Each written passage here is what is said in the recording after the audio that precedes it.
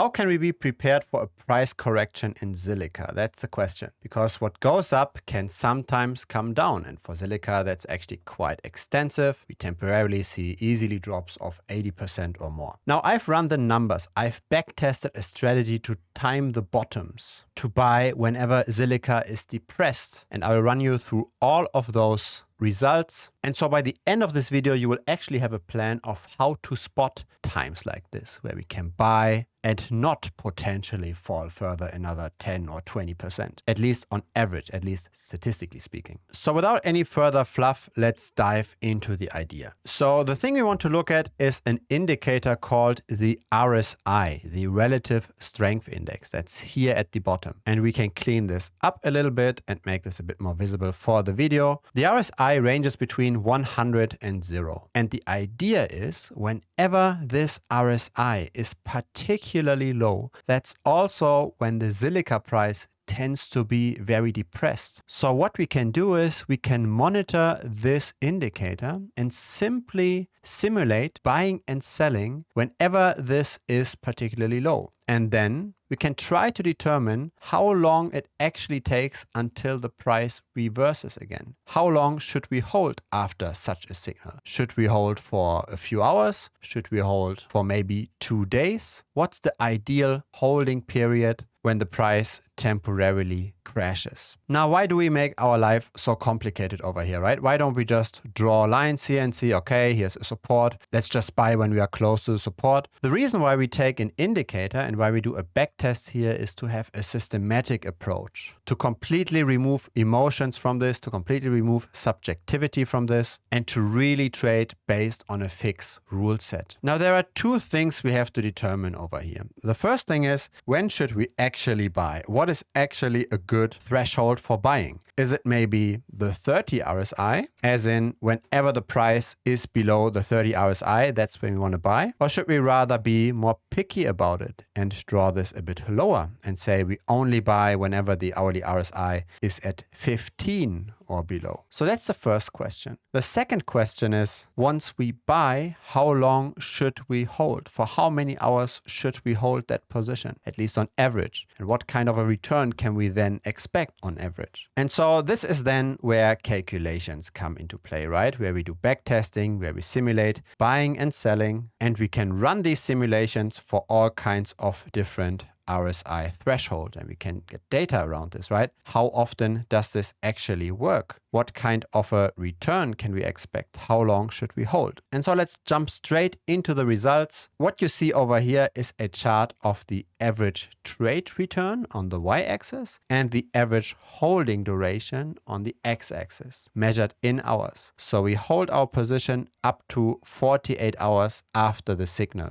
So using that kind of a graph, we can determine, okay, in this particular example here, we should have held on average for 41 hours, right? It would have given us on average for each trade a 1% return. Now, this is only answering one of the questions, right? It answers how long should we hold. But the real question is, how selective should we be with our trading? Where is our threshold? When do we actually start this position? And this is why we have now several of those charts. So this is a chart for the 30 RSI threshold. So whenever the indicator goes below the value of 30, that's when we buy, and then we simply hold for several hours. Now, what happens if we've got more than one signal within this time frame, or the hourly RSI stays below this level for an extended period of time? Are we buying all the time? And the answer is no. We only buy the very first signal, and then we only have one position open. So when we hold, in this case, for 41 hours, we will ignore all the signals that happen after 41 hours. We're not going to buy again. We simply just enter the market when the hourly RSI is below 30. Now let's look at this. What's actually happening once we become more selective with the RSI? So we don't buy that quickly. We really wait for some kind of a depression to happen. So I will now flick through those charts. We also see how many trades have been generated with each of those charts. This backtest starts in January of last year. And so the more selective we now become, so this is now the 29 RSI, the less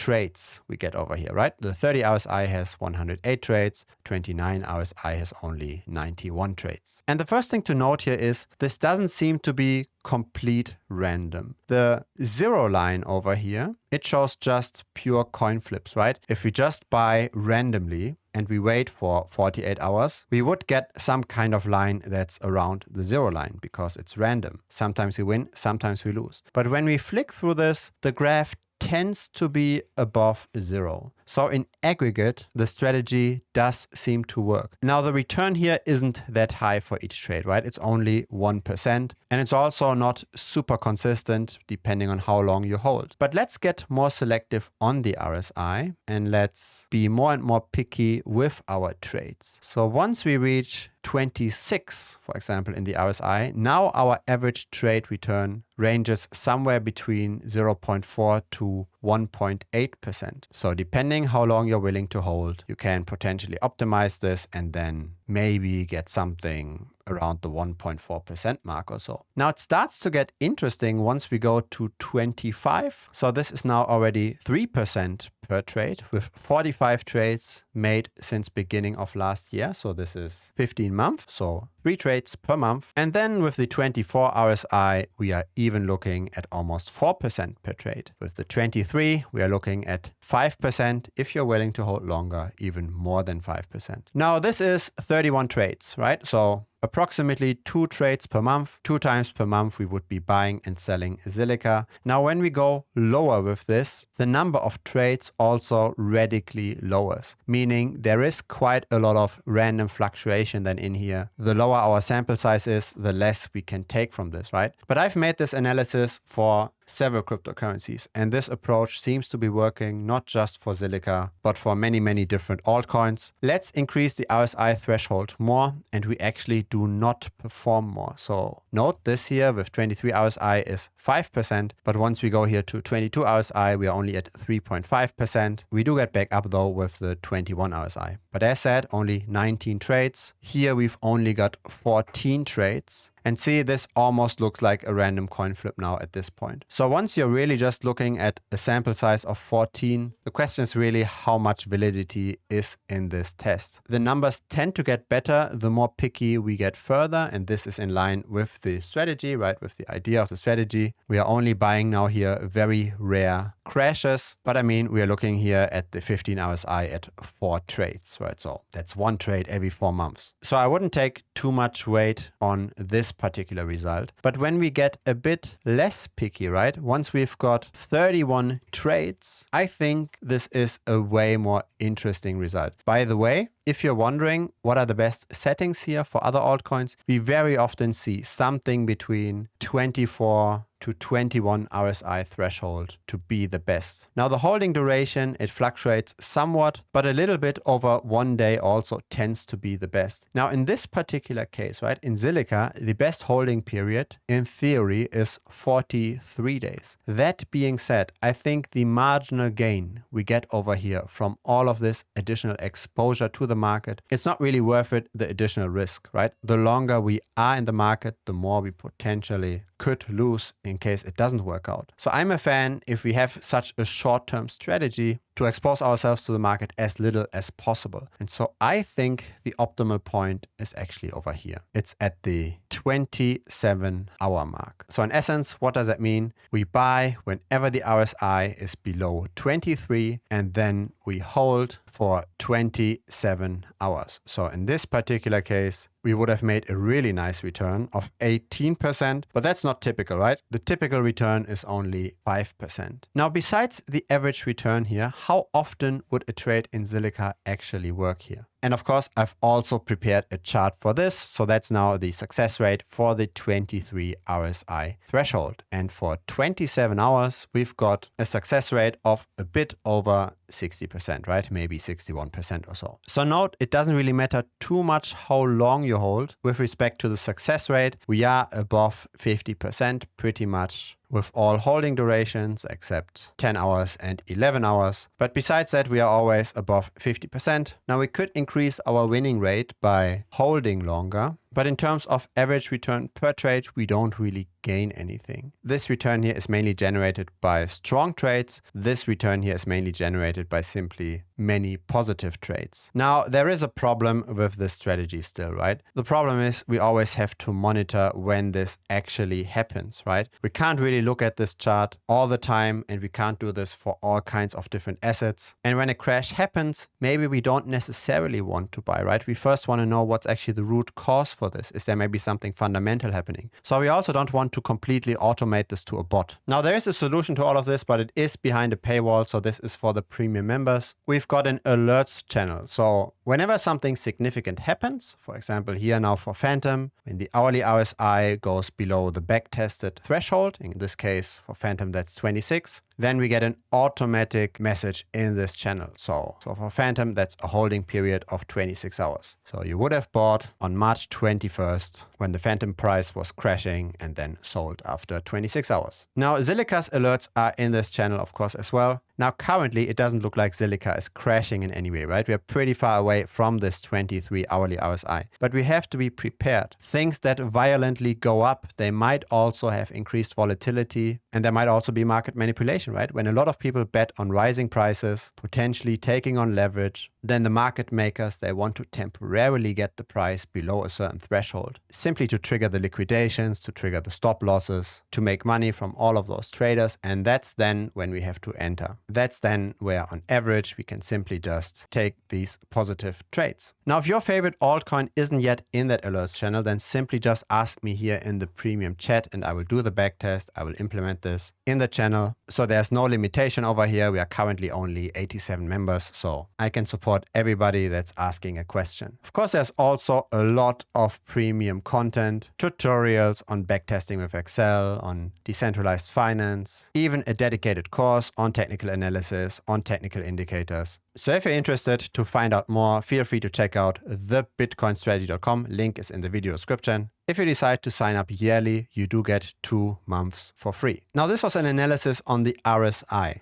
I've also done a very successful video on the Ziliqa moving average. So what's the best moving average to take for Ziliqa? There's a lot of value over here. I've got a lot of positive feedback there. So you definitely don't want to miss that video, the Ziliqa backtest on moving averages. See you in that video and thanks for watching this one. Bye-bye.